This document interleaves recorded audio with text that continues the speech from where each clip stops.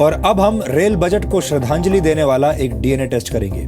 वो rail budget जिसका इंतजार हर साल देश की जनता करती थी, अब हमारे बीच नहीं रहा। केंद्र सरकार ने रेल बजट को आम बजट के साथ मिलाने के प्रस्ताव को मंजूरी दे दी है और इसी के साथ 92 साल पुरानी उस परंपरा का अंत हो गया है जिसकी शुरुआत ब्रिटिश राज में हुई थी। रेल बजट आजाद भारत में अंग्रेजों द्वारा छोड़ी गई वो रस्म है जिसे हम अब तक निभाते चले जा रहे थे। वर्ष 1924 के पहले तक ब्रिटिश भारत में रेल बजट आम बजट का ही हिस्सा होता था। 1921 में रेलवे पर बनी एक ब्रिटिश कमेटी ने रेल बजट को आम बजट से अलग करने की सिफारिश की थी और इसके बाद 1924 से ब्रिटिश भारत में रेल बजट अलग से पेश किया जाने लगा। ब्रिटिश भारत में अलग से रेल बजट इसलिए जरूरी था क्योंकि आम बजट का 70% हिस्सा रेल बजट ही हुआ करता था। लेकिन आज की स्थिति यह है कि रेल बजट देश के आम बजट का सिर्फ 15% है।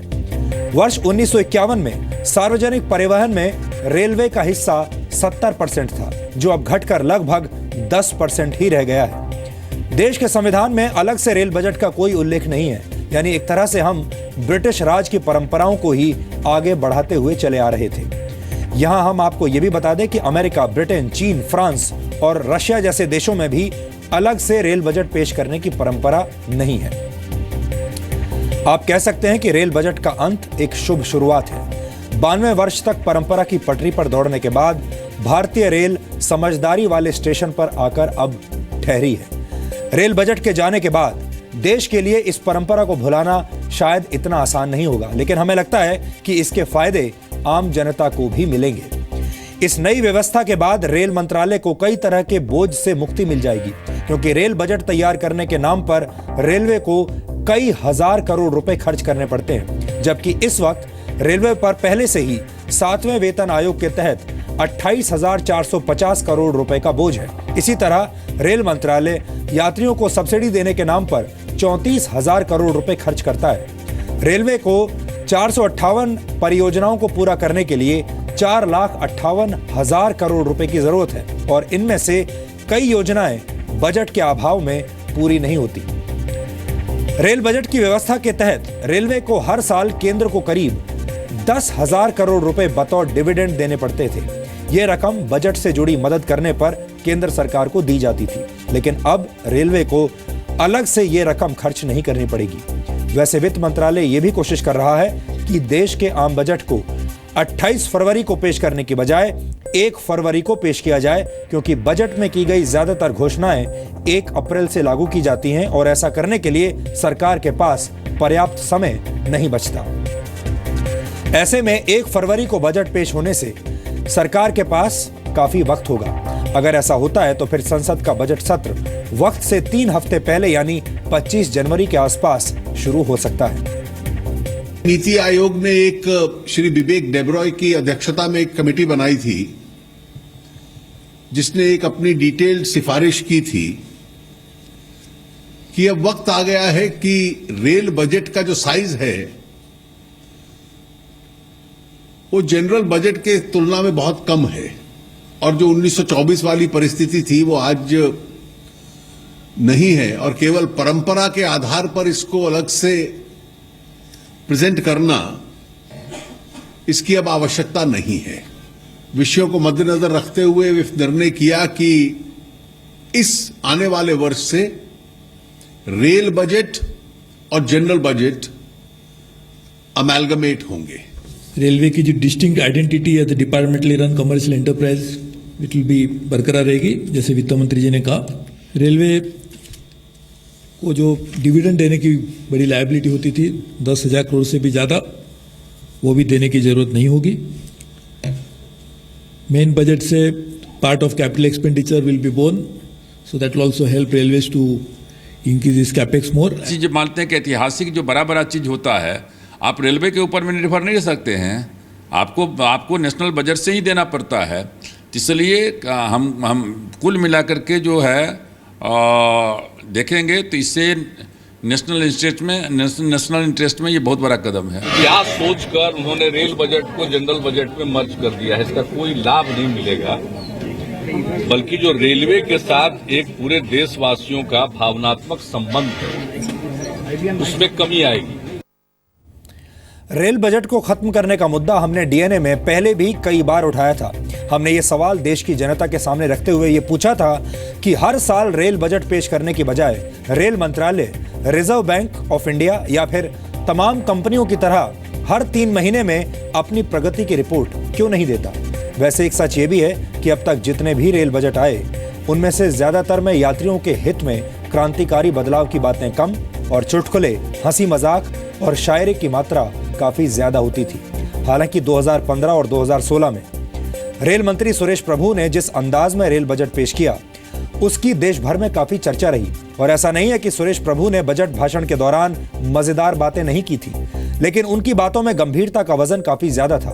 इसलिए हमने वर्ष 2005 से लेकर 2016 तक पेश हुए रेल बजट के भाषणों के कुछ दिलचस्प हिस्से आज आपके लिए निकाले हैं, क्योंकि अब अगले साल से आपको ये भाषण सुनने को नहीं मिलेंगे।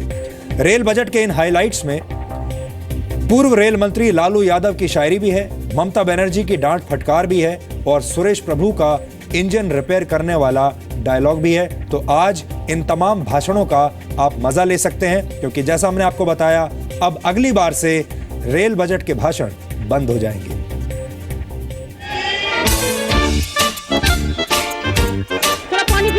भाई मैंने बहुत मेहनत करके किया, सुनो तो। ए भाई बोलना दीजिए ना। I tried my best.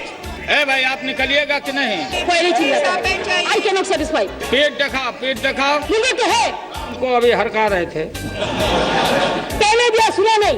Yes sir, सर्वेक्षण। ये प्रभु ये कैसे होगा?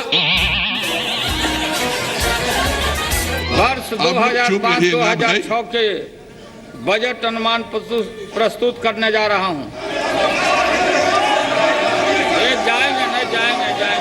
ये जाने वाले हैं। जाओ गो। Honourable minister please. जाने तो दीजिए इनको।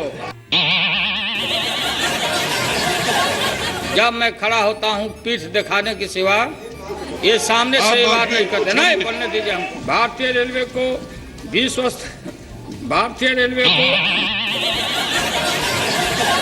सब कह रहे हैं हमने गजब काम किया, करोड़ों का मुनाफा हर एक शाम दिया, फल सालों से अब देगा, पौधा जो लगाया है सेवा।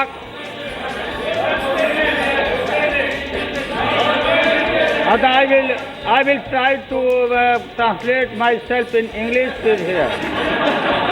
Everybody is appreciating that I have done a tremendous work. Each and every year I have earned crores and crores every day, and they are saying Lalu Yadav has planted a fruit tree, and every year it is duty of mine to grow fruit tree.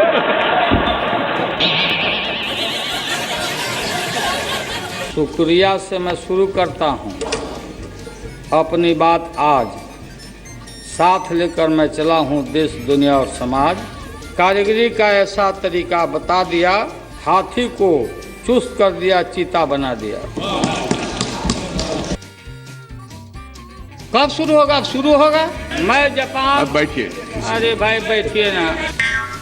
भाई देखा गए बात। अब हम देखा, आप नहीं देखा, मैं क्या करूँ? हाँ, कार्रवाई चल रही है। दीजिए लालू बालू एज के बोले। बैठा चाचा, बैठा। I know what I have done. You first you lost, you listen, then you shout. There is a workshop, Baba. This is a workshop matter. अब देगा। अब शांत होकर बैठो तो देगा। तो क्या एक भी नहीं करेगा पूरा सबको? ओके, अरे पढ़ने दो। Please listen. There are too many. What is this? What you are shouting? Too much.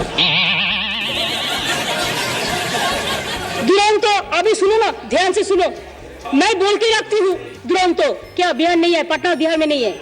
They love me. अरे है बोल, अभी पहले सुनो तो। होगा है। अरे अभी दूसरे है। पहले सुन लो। झांसी, अच्छा झांसी। पहले और एक दिया, सुना नहीं। और भी पड़ेगा। ये प्रभु ये कैसे होगा? कुछ नया जोड़ना होगा, कुछ पुराना तोड़ना होगा, कुछ इंजन बदलने होंगे, कुछ पुर्जे रिपेयर करने होंगे, कुछ ताकतें दिखानी होगी, कुछ कमजोरियां मिटानी होगी, कुछ रास्ते बदलने होंगे, कुछ नई दिशाएं खोजनी होगी। उम्मीद करते हैं कि आपको ये तमाम भाषण अच्छे लगे होंगे, आपने इनका आनंद लिया होगा, क्योंकि अब ये बंद हो जाएंगे।